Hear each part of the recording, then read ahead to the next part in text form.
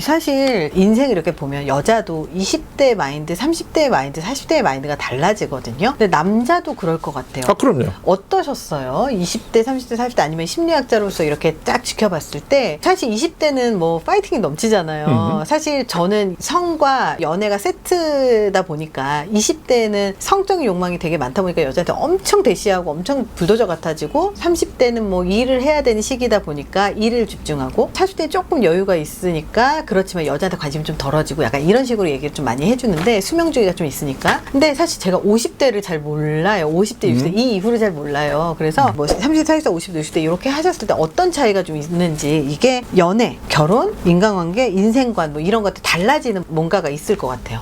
달라지죠. 그거 안 달라지면 나이 안 먹는 거니까 철 안 드는 거니까 네. 그 철 따라 이게 들어야 되겠죠. 네네. 그러니까 청년이 다르고 중년이 다르고 네. 노년이 다르고 다 살아가는 모습이 네. 다 다르죠. 근데 각각의 그 시대에 중점적으로 두는 게 어디냐 네. 하는 게 이제 많이 달라지잖아요. 예를 들게 되면 20대 같으면은 우리가 리벤은 또 아르바이트에서 리벤이 아주 중요하잖아요. 네. 그래가지고 마음에 맞는 이성을 만나가지고 가정을 꾸린다든가 이럴 때는 당연히 이성하고의 만남이 굉장히 중요하잖아요. 그리고 이성하고의 만남에서 가장 매개하는 거는 성이기 때문에 당연히 그 성적 매력이라고 하는 게 남성이나 여성이나 굉장히 중요하잖아요. 네. 우리 이렇게 삶 중에서 여성하고 남성이 제일 차이가 나게 벌어지는 때가 20대예요. 갓난 애들이나 초등학교 다니는 애들 보면 옷을 다르게 입혀놔서 그렇고 머리를 다르게 깎아놔서 그렇지 애들이 거의 노는 게 다 비슷해요. 맞아요. 크게 차이가 안 나거든요. 외모도 비슷하고. 외모도 비슷하고 오히려 여성들이 또 발달이 빠르니까 초등학교 4학년, 5학년 되면 여성들이 더 크고 더 이제 주도적이고 이렇게 되는데 네. 이러다가 이제 이게 10대에서 제2차 성징이 나타나고 그때부터는 짝을 찾아야 되는 이렇게 되니까 그 짝을 찾는 제일 중요한 방식이 뭐냐면 여성은 여성답고 남성은 남성다워야지 이게 짝이 찾아지잖아요. 네, 여자나 남자나 그게 그거면 짝이 안 찾아지죠. 그래서 대개 이제 어린아이들이 예를 들면 같은 집단에서 오랫동안 같이 성장을 하는 그 집단 안에서는 거의 이성관계가 싹이 안 터요. 그 왜 그러냐면 서로 다 알고 있기 때문에 그게 별로 이렇게 어떤 성적인 이런 느낌이 안 일어나는데 이 20대에 성적인 느낌이 일어나려면 여성은 굉장히 여성다워야 되고 남성은 남성다워야지만 이 극과 극이 이렇게 이제 땡기게 되잖아요. 그러니까요. 그래서 이제 20대는 그 차이를 아주 벌려놓는 시기가 되고 예. 이 벌려놓은 이걸 통해서 자녀를 양육 생식하는 이 짝을 만나야 되잖아요. 굉장히 그런 성적인 매력이라든가 성적인 활동을 통해서 두 사람이 이제 맺어지는 이게 하는 때가 이제 20대가 되는데 그런 시기를 지나가지고 이제 예를 들면 결혼을 하고 자녀를 가지고 이렇게 되면 그때부터는 이제 30대 중반 이제 넘어가게 되잖아요. 그렇게 되면은 더 이상 어떤 짝을 찾는데 필요로 하는 그런 에너지를 더 쓸 필요가 없잖아요. 이미 찾아놨으니까. 그 다음부터는 이 사회적으로 내가 어떻게 하면 출세를 하고 어떻게 하면 성공할 것인가 하는데 이제 에너지가 쏠린단 말이죠. 그러니까 이제 우리가 좀 전통적으로 얘기를 해보면 남성들 같으면은 직장 내에서 어떻게 내가 출세를 빨리 할 건가 이게 굉장히 중요해지고 여성들 같으면은 가정에서 이제 어떻게 자녀를 양육할 것이고 그 다음에 어떻게 하면 재산을 불려나갈까 이런 데 관심을 가지게 되는 거지 이미 결혼해가지고 자녀를 가지고 있는데도 이성한테서 계속 이 관계를 하려고 하는 생각은 당연히 줄어지겠죠. 근데 요즘에는 너무 결혼을 워낙 안 해가지고 30대가 되면 결혼을 안 해도 이성한테 관심이 떨어지더라고요. 그거는 결혼을 하느냐 안 하느냐 하는 거는 사회 문화적으로 이제 변하는 거고요. 그 시기에 어떤 그 성적인 거나 이런 거는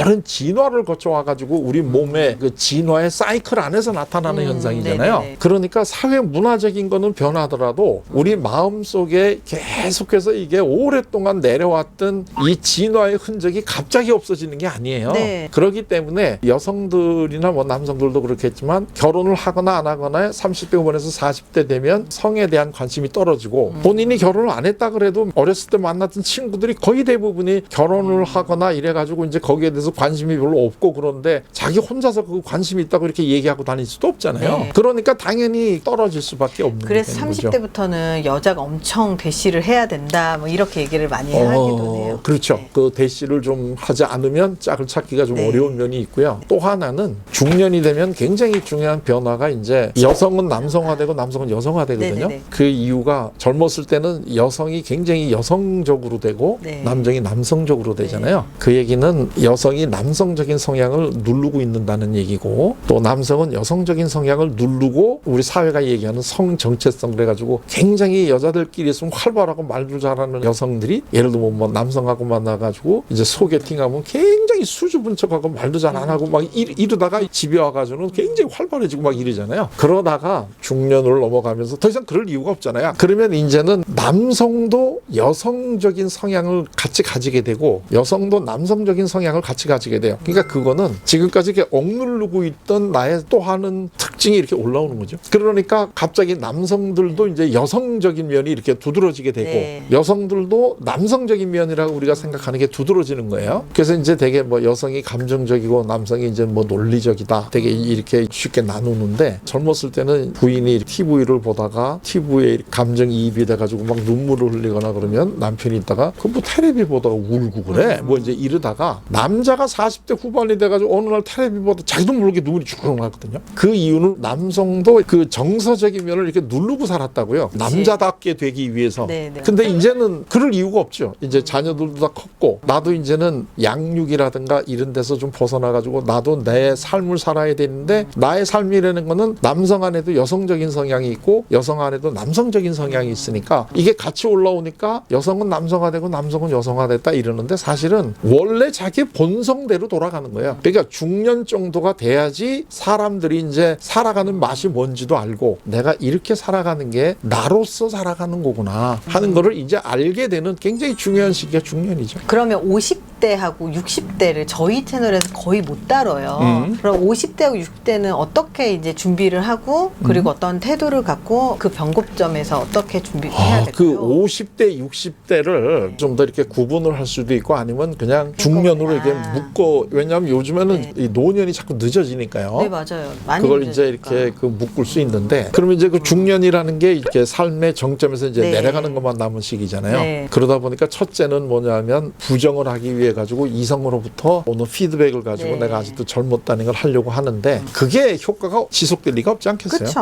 그러니까 결국은 그거 가지고 안 되니까 그 다음에가 나오는 게 한 번밖에 없는 인생인데 조금 더 잘 살아보게 기회를 한 번만 달라. 그게 이제 이혼으로 가거나 또 이직이 일어나는 이유는 지금까지 내가 어떤 회사나 이런 데 들어가 가지고 한 번 이제 성공해 볼 거라고 예를 들면 하다못해 내가 사장은 못 되더라도 임원은 한 번 돼 볼 거라고 굉장히 열심히 회사에서 충성을 했는데 40대 후반 정도 되면 아 나는 이사가 될 거다 못 될 거다 하니까 딱 이렇게 이제 눈에 보인단 말이에요. 그러면 지금까지 내가 살아왔던 삶이 굉장히 억울하고 또 이렇게 내 젊음을 바쳤는데 내가 원하는 걸 안 준 회사에 대해서 굉장히 좀 배반감을 느끼고 또 한편으로는 가족들 보기에 이사까지 못 되고 여기서 끝난다는 거에 대해서 자괴감과 이런 게 같이 느껴지는 게 아주 복잡한 게 네. 이제 중년인데 그렇게 되면 무슨 생각이 딱 드느냐면 아 내가 지금까지 남 좋은 일을 시켰다. 나는 굉장히 열심히 일했지만 내가 받은 건 월급이고 내가 열심히 일한 걸 해가지고 누구는 굉장히 돈을 많이 벌고 뭐 이러니까 지금까지는 남 좋은 일만 내가 시켰으니까 이제 내 거를 한번 해보자. 그래가지고 중년으로 넘어가서 50대 40대 후반에서 이제 이직이 되는 거거든요. 어느 날 갑자기 회사 잘 다니는 줄 알았는데 난 이제 회사 그만두고 내 사업 할래. 뭐 이제 이렇게 되는 거란 네, 말이에요. 네. 그 시기를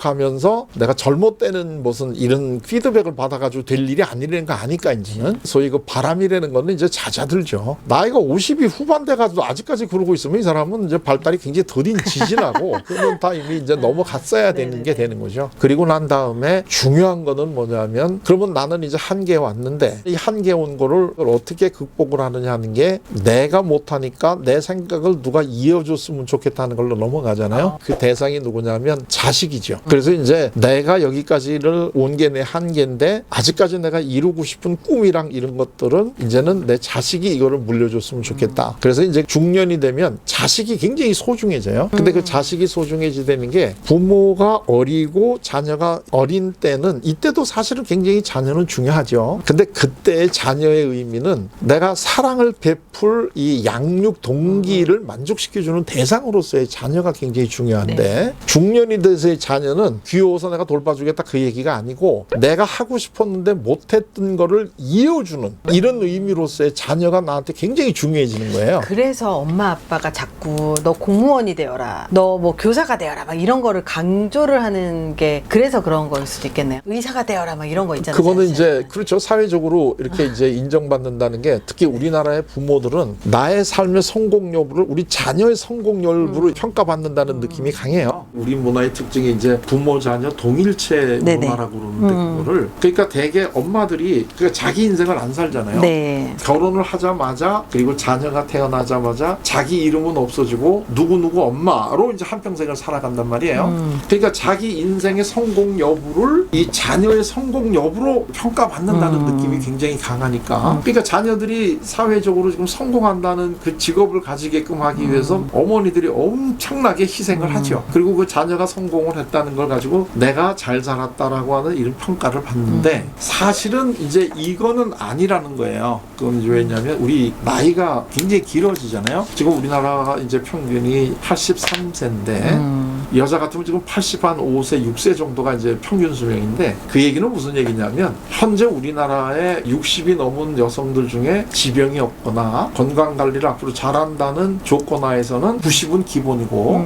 거의 아마 100세까지 사시는 분들이 점점 많아질 거다라는 얘기예요. 그러면 앞으로 내가 90년을 살아가는데 자녀를 보면서 내가 누구의 어머니로서 살아가는 나의 인생이 그게 안 되죠. 그래서 갱년기라든가 이 폐경기에 대해서 의미가 뭔가 하는 걸 여성들이 빨리 알아가지고 내가 여성으로서 해야 될 하나의 큰 역할, 이 어머니로서 양육을 하는 걸 했는데 그게 나의 유일한 삶이 아니니까 그건 하나 내가 잘했다면 이제 그거는 놔두고 다른 면에서 이제는 나로 누구누구의 엄마로가 아니라 다시 내 이름을 찾아가지고 그거를 해야 되는 시기가 앞으로는 한 40년 이상이 된다는 얘기죠. 그러니까 사실은 이 여성들이 자기 삶을 돌아볼 수 있는 이 재교육을 사실은 많이 해야 되고 여자도 그렇고 남자도 그렇고 그런 것 같아요. 남자도 사실은 은퇴 후에 어떻게 살 것인가에 대한 고민을 그렇죠. 되게 많이 하시고 제2의 직업 준비 많이 하시는 것 같아요. 커리어가 하나로 끝나는 게 아니고 뭐 제2, 요즘 제3까지 나오는데요.